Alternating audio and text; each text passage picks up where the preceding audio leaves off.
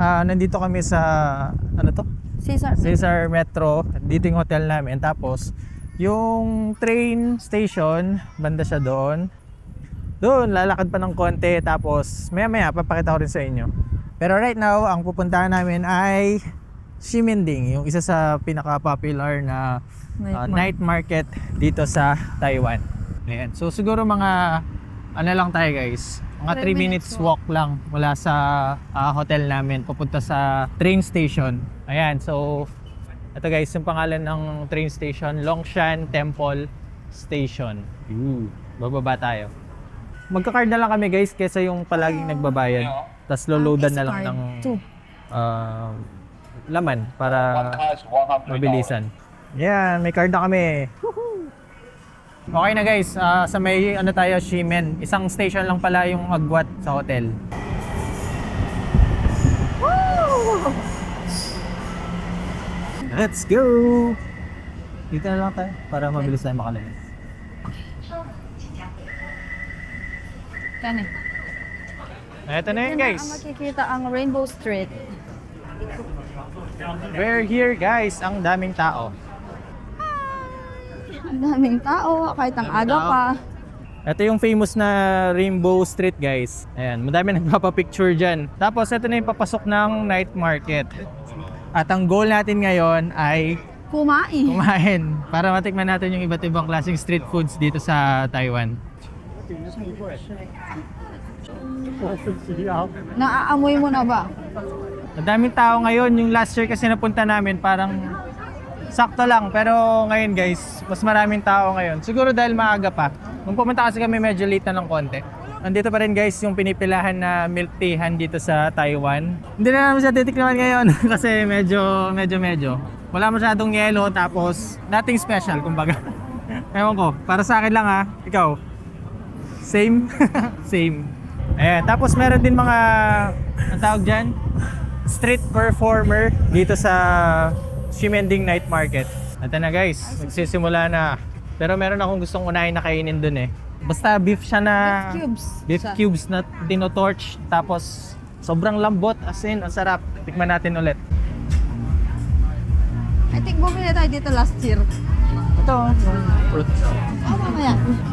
Ito yun guys, plain grilled beef. Yun o.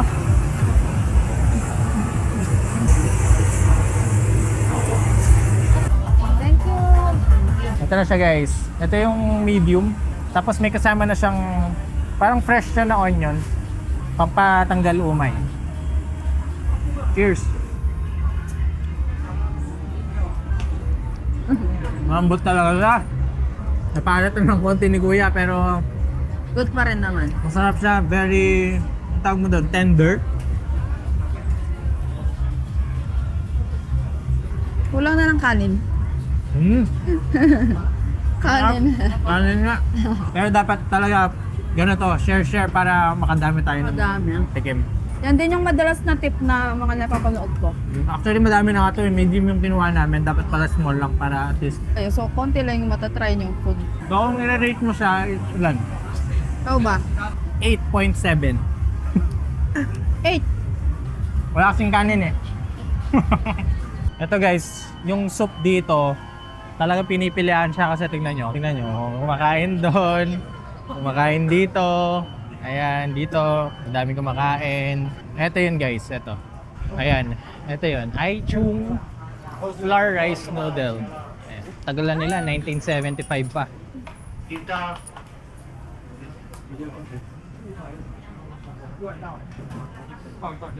Para siyang version natin, matag doon, batchoy, para siyang batchoy, no? Busy yan. So guys, ganito yung itsura niya, oh. May halo siyang bitukan ng baboy.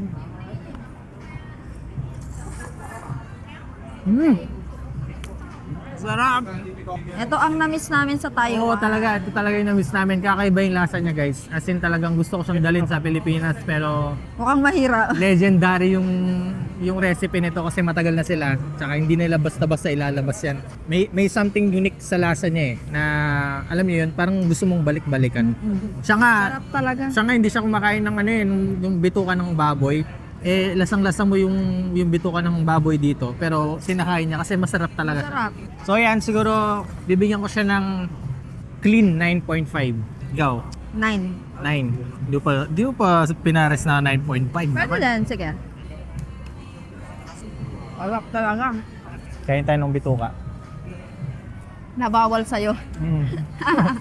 After na to guys, ito first time namin titikman yung stinky Stinky tofu. tofu. Sabi nila, hindi mo daw talaga malalasahan yung amoy niya. Pero guys, sabihin ko na sa inyo, amoy kanal.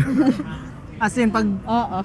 imagine niyo yung amoy kanal, ganun yung amoy niya. Pero tingnan natin. Sarap talaga. Nakakainis. Sino kayang matapang na magdadala ng ganito sa Pilipinas? Kami sana eh. Kasi hindi pa kami ganun katapang. Oh, ubusin lang namin tapos next tayo. Nakakadalawa pa lang kaming stop. medyo Busog na. Medyo nakakabusog. Soup kasi yun yung last na kinain. Pero mag-try pa rin tayo. Ayan na. Ayan na. Fried stinky tofu. Okay, I'll eat that.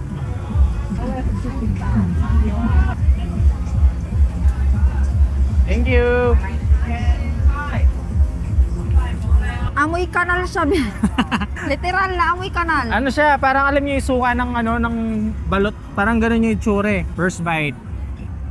Connect ko lang.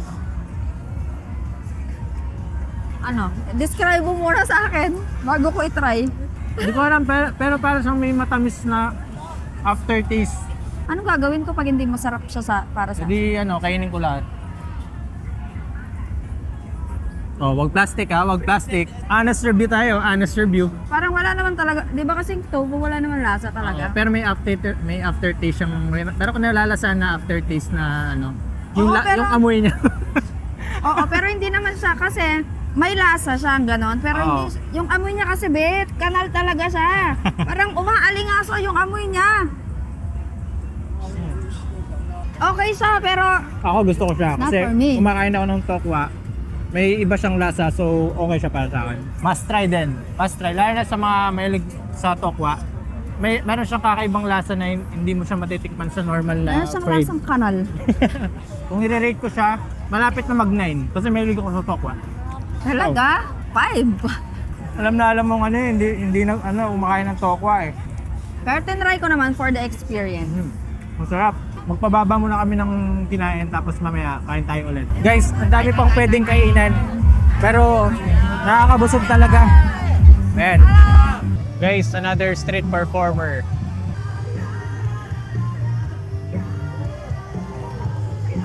Next stop natin guys, dito muna tayo. Donkey. Hindi naman ako talaga yung mag-enjoy dito eh.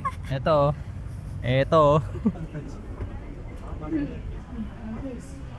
Yan. So, dito tayo.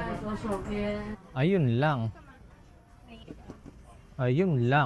Ito pa nga patay tayo dyan. Hindi lang pala si Anyong mabubudol dito. Guys, ito yung gusto namin i-try na weird na inumin. Ampalaya siya. Ito, pakita ko sa inyo. Ayan. Number 1. Thank you. Testingin nga natin yan kung anong lasa. Ampalaya. Lemon bitter honey sweet Honey bitter melon. Honey bitter melon. Alam mo ba yun guys? Na ang bitter melon ni ampalaya pala yun. Sige na, try mo na. Tayo, para maliwanag. Scientist ka eh. Hindi ako tiwala sa itsura mo. Weird siya. Masarap. Okay lang. Hindi mo malalasahan yung ampalaya.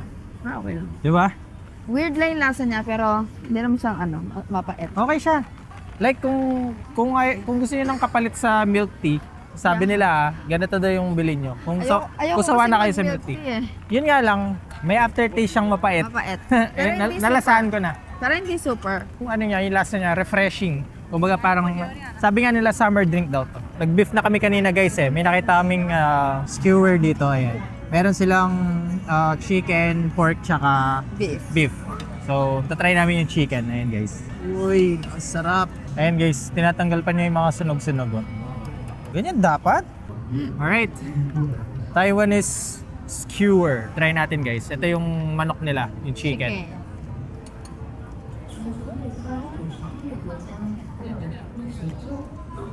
Ang iwa yung iwa. Okay siya. Yeah. Pero parang nalagyan ba niyo yung spicy? Pina-spicy ko yan. Okay siya. Malambot yung manok. Tapos yung mix ng yung tag dito, sibuyas, yung bell pepper, sarap. Tsaka yung smoky flavor, syempre. Ay. Last bite. Okay siya. 8. Sa presyo niya, $80. Ano siya? Mga 160. 150. 150 pesos. Pwede mo ba? Try natin to next, guys. Okay. Thank you. Ito yung ano, yung Taiwanese popcorn chicken. Grabing aroma, ang bango. Cheers. Cheers. Tikman ko ulit yung manok ng ano, Taiwan. Meron kasi silang special na spices na nilalagay dito kaya meron siyang distinct flavor, taste na malalasahan nyo na pang Taiwanese talaga yung ano. Sarap! Lambot. Juicy siya tapos medyo crunchy yung skin ng konti pero malambot pa rin. 10 out of 10. 10, wow. Walang ano yan, 10 agad yan. Ano na kami, final stop na kami sa may Milky Donut. Paglabas mo ng ng night market, meron pa rin dito sa may sidewalk.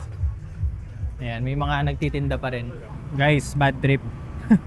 Maaga yata sila nagsasara-sarado na. Itong stall na to. Sarado na.